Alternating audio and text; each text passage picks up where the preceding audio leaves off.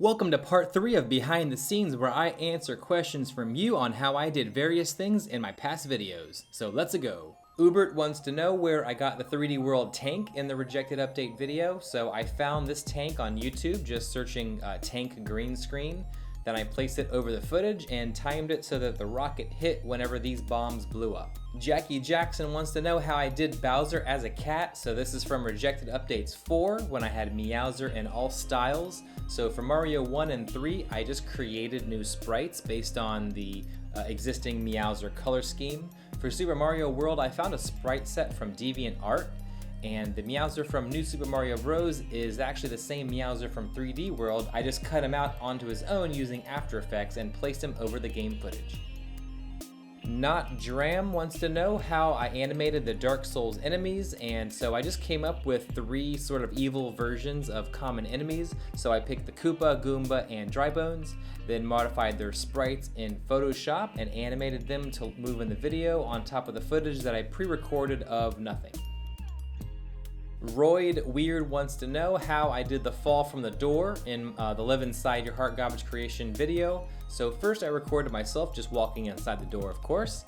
Then I went over and got some height by standing on my trash can to do a jump. Then I combined the 2 clips and sped up the landing to make it look more like a hard fall.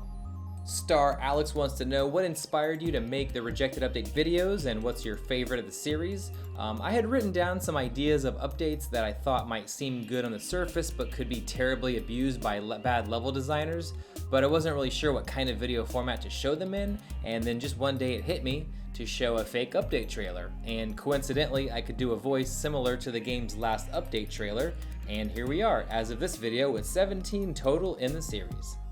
Princess Peach wants to know how I did the cringe dance moves like dab and floss. So first I would grab an animation of the dance and got a screenshot of about 5 or 6 frames of it, and then modified the Mario sprites to match the frames that I got. Joseph wants to know how I made the Mario slide into the ground in Unfair Mario Maker. So I started by sliding down this slope here, and at this point I froze the footage and split it into 2 pieces with and without the hole. Then I inserted a fake sliding Mario and moved him downward while playing some footage of blocks breaking and also carving a hole as he slid.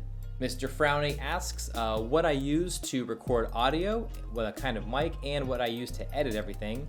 So I've been using the same mic since the very first YouTube video, and it's this one, a Samsung Go Mic Portable. And for editing programs, I did answer this in video number 1, but I'll just say it real quickly. I use Adobe Premiere Pro, After Effects, Animate, and Photoshop. I've also used Unity for a few scenes that require realistic physics of things bouncing off of each other. S Ninjar wants to know what my favorite series is to make, and I have to say I love making the Mario vs. Maker series, even though there's only 2 of them. They're super fun to make. They are tough to animate, and I also put a lot of pressure on myself to make them look really cool and epic and realistic and all that stuff.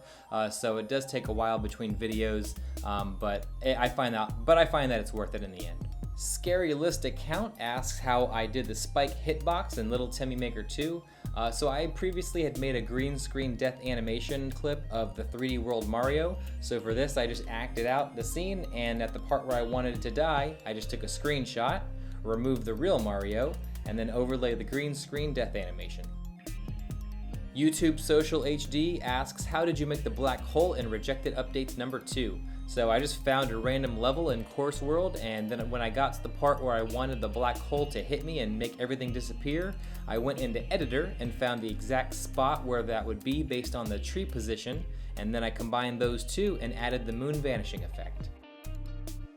Sasami-chan asks, what are some ideas people keep suggesting that you will never do because it's just too hard to edit or some other reason? I get a lot of suggestions for Undertale mode or Among Us mode, and I just don't think that those references would really make much sense in a Mario game, even though these are rejected updates. Yes, I do know that I did a Dark Souls mode, but that just looked pretty cool. Also, one idea that's been suggested since the very beginning has been a gun, and not only would I rather not include that in a silly Mario video, I just don't think it really qualifies as a rejected update since it would actually kind of be sort of cool. Nara Shirko is asking if I made the sprites in Rejected Update 15. I assume you mean using the combined enemies, and each one was a little different. The Spike Piranha was done by just changing the green to black and then adding in the footage of a rolling spike ball. The Pokey was done by capturing a real Pokey and coloring the yellow part green, then animating the Hammerbro helmet to move with it, and then just throwing hammers. The Thwomp was colored in Photoshop to match the Mecha Koopa, and then I captured just the laser shot from a Mecha Koopa and connected it to the Thwomp as I made him move. And the Bowser was done with all separate sprites moving together to look like a Lakitu throwing wrenches. Mr. Mayhem wants to know which Rejected Update video I like the most and the least, and I really don't have a full video that I like more than others, but I do have some scenes that are my favorites because of how cool I think they look, like the Dark Souls enemies, combining enemies, the tank, Meowser in all styles, Hotel Mario, Game & Watch mode, Meowser version of enemies, and of course the original on my first video, the Sniper Bro.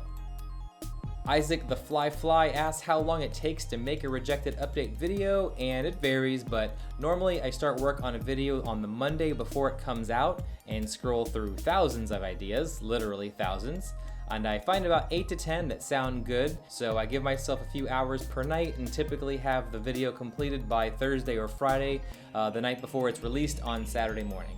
Isaac Man 18 wants to know how I did the in-game items to go to the bottom of the screen with the swap block. So if you see here, each thing on screen is on its own layer, including Mario, which I did by using the green semi-solids from the Air theme to create a green screen effect.